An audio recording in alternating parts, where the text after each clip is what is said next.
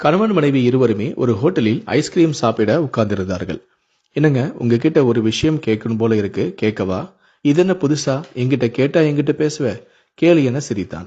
இல்ல, ஒரு மாசமா சீக்கிரமாவே வீட்டுக்கு வர்றீங்க, அடிக்கடி வெளியவும் கூட்டிட்டு போறீங்க, பொண்ணு கூட உட்காந்து பாடம் சொல்லி கொடுக்குறீங்க, திடீர்னு நம்ம மேல ரொம்ப நெருக்கமா மாறிட்டீங்களே, அதான் என இழுத்தாள்.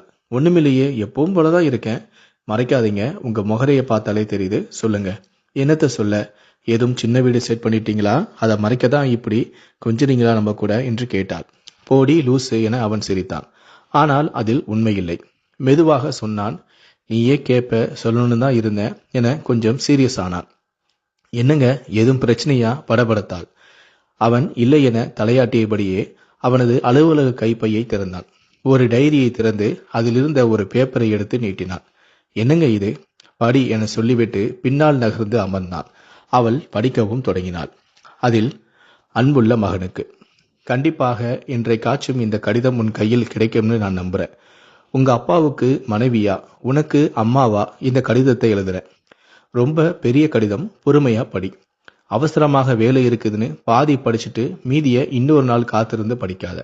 உங்க அப்பாவை நான் கல்யாணம் பண்ணும்போது நான் காலேஜ் லெக்சரர். அப்புறம் நீ வந்த பிறகு உங்க அப்பாவுக்கு அதிர்ஷ்டம் அடிச்சது. இன்னும் கன்ஸ்ட்ரக்ஷன்ல வளர்ந்தாரு. அப்புறம் உன் தங்கச்சியும் பிறந்தா. நான் வேலையை விட்டுட்டு வீட்டோட உங்களை கவனிச்சுக்கிட்டு இருந்தேன். உனக்கு தான் தெரியுமே அப்பா எப்படி பிஸின்னு. கல்யாணமான ஒரு வருஷம்தான் கனவு வாழ்க்கை. அப்புறம் எல்லாமே காத்திருந்த வாழ்க்கை தான். உங்க அப்பாவுக்கு காத்துக்கிட்டு இருந்தேன்.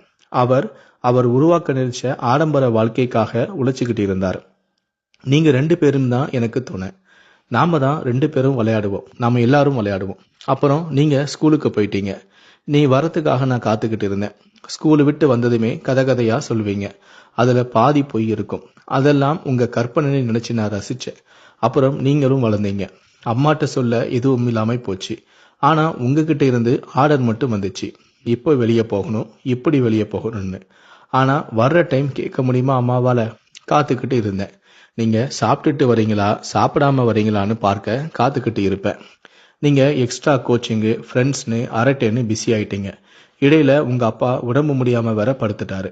அவருக்கு டயத்துக்கு மாத்திரை கொடுக்கணும், மருந்து கொடுக்கணும், பிசியோதெரப்பியும் பண்ணணும். காத்துக்கிட்டு இருப்பேன். காத்துக்கிட்டு இருக்கிறதே என்னோட வாழ்க்கையாயிடுச்சு பாத்தியா? அப்புறம் உன் தங்கச்சியோட கல்யாணம். இப்ப அவ எப்படி இருக்கான்னு கூட அவளால முடிவு செய்யற நேரத்துல தான் என் கூட பேசவும் முடியும்.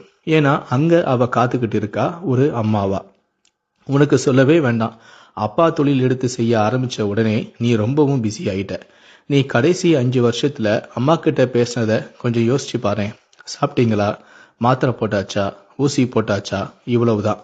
உங்க அப்பா வாழ்ற காலத்துல பிஸியா இருந்தாரு. நான் காத்துக்கிட்டு இருந்தேன். கடைசி காலத்துல எதுவுமே இல்லாம இருந்தாரு. ஆனா மாத்திரைக்கு காத்துக்கிட்டு இருந்தாரு. என்கிட்ட பேச அவருக்கு விஷயமே இல்லை. பேப்பரை படிச்சாரு, புக் படிச்சாரு, தூங்குனாரு. ஏன்னா பேச வேண்டிய காலத்துல பேசல. பேச நேரம் இருந்த காலத்துல பேச விஷயமும் இல்லை, அனுபவமும் இல்லை. இப்படிதான் பெரும்பாலான அம்மாக்களோட வாழ்க்கையே முடிஞ்சு போகுது. நாம என்னைக்காச்சும் வெளியே போகும்போது அங்க நிறைய அம்மாக்களை பார்ப்பேன். அவங்க எல்லார் கண்ணுலையும் எனக்கு தெரியற காத்திருந்த ஏக்கம் மட்டும்தான் எனக்கு தெரிஞ்சது. உன்ன மாதிரி பசங்க கூட்டிட்டு வர அவங்களுடைய மனைவிகளையும் பார்ப்பேன். அதுல இன்னைக்கே வாழ்ந்துடணும், அடுத்த 6 நாள் இவன் கூட பேசக்கூட முடியாதுங்கிற ஒரு வேகம் இருக்கிறதையும் நான் பார்த்தேன். இன்னைக்கு ஒரு நாள் தானேன்னு பிள்ளைங்க கேட்ட எல்லாத்தையும் செய்யற அப்பாக்களையும் பார்த்தேன். இது கொஞ்சம் கொஞ்சமா அவங்களுக்கு காரியம் சாதிக்கிற நாள் ஆயிடுதுன்னு எனக்கு புரிஞ்சுது. உங்களுக்கும் ஒரு ஒரு நாள் தானே அப்படின்னு ஒரு நினைப்பும் வந்துடும். இதெல்லாம் ஏன் இப்ப சொல்றேன்னு யோசிக்கிறியா? என் காலத்துல இதெல்லாம் உங்க அப்பாட்ட சொல்லி புரிய வைக்க முடியல. ஆனா நீ அடுத்த ஜெனரேஷன், கொஞ்சம் யோசிப்பல்ல. அதான் உன்கிட்ட சொல்றேன். நான் உயிரோட இருக்கும்போது சொல்ல முடியல, சொன்னாலும் உன்னால கேட்கவும் முடியாது. அதனாலதான் இப்ப சொல்றேன். உனக்கு வீட்டுல ஒரு பொண்ணு இருக்கா, மனைவி இருக்கா, காத்துட்டு இருக்காங்க.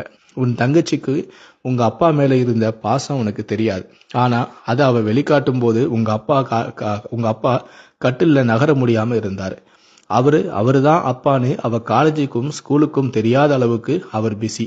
அப்பா கூட அங்க போகணும், இங்க போகணுங்கிற எந்த ஆசையுமே அவளுக்கு நிறைவேறல. அவ அப்பா கடைசி காலத்துல சும்மா இருந்தபோது அவர் பேசுனது அவ கேட்க முடியல. ஏன்னா அவ வேறு வீட்டுக்கு போயிட்டா. பாத்தியா வாழ்க்கைய? நீ உன் பொண்ணுக்கு அப்படி ஒரு வாழ்க்கையை கொடுத்துடாத. உன் மனைவிய அவளோட மகனுக்கு கடிதம் எழுத வச்சிடாத. இன்னைக்கு 3 வேளையும் சாப்பிட்றத நீ சம்பாதிச்சிட்ட. நாளைக்கு 3 வேளைக்கும் உனக்கு பிரச்சனையும் இல்லை. இன்னும் சொல்ல போனா நீ இப்போ உழைக்கிறதே உன்னோட அடுத்த 10 வருஷம் கழிச்சு செலவழிக்க போறது தான். அதை கொஞ்சம் குறைச்சிக்கோ. சீக்கிரமா வீட்டுக்கு வா. பொண்டாட்டிக்கிட்டையும் பிள்ளைகிட்டையும் பேசு. அவங்களுக்கு நீ நல்லா இருக்கும் போதே கொஞ்சம் நேரமும் கொடு. ஏன்னா அன்புக்காக காத்துக்கிட்டு இருக்கிறதும் ஒருத்தரை காக்க வைக்கிறதும் ஒரு வாழ்க்கையா? செய்வேன்னு நம்புறேன். ஏன்னா எங்கிட்ட நல்ல பேசின பையன்தானே நீ. உன் மனைவி மகளை விட்டுடவா போற? இந்த கடிதத்தை படித்து முடித்தாள் அவருடைய மனைவி. அப்போது அவள் முகம் ஒரு விதமான பரபரப்பில் இருந்தது. நிமிர்ந்து அவனை பார்த்தாள். 2 மிகப்பெரிய பாலுடா ஐஸ்கிரீமும் அப்போது வந்திருந்தது. அவள் மெதுவாக தன்னுடைய மொபைல் போனில் இருந்து அவள் அம்மாவிற்கு போன் செய்தாள். நாதாம்மா, ஏன் சும்மா பேசக்கூடாதா? என்ன செய்யற? அப்பா என்ன செய்யறாரு என பேசவும் தொடங்கினாள்.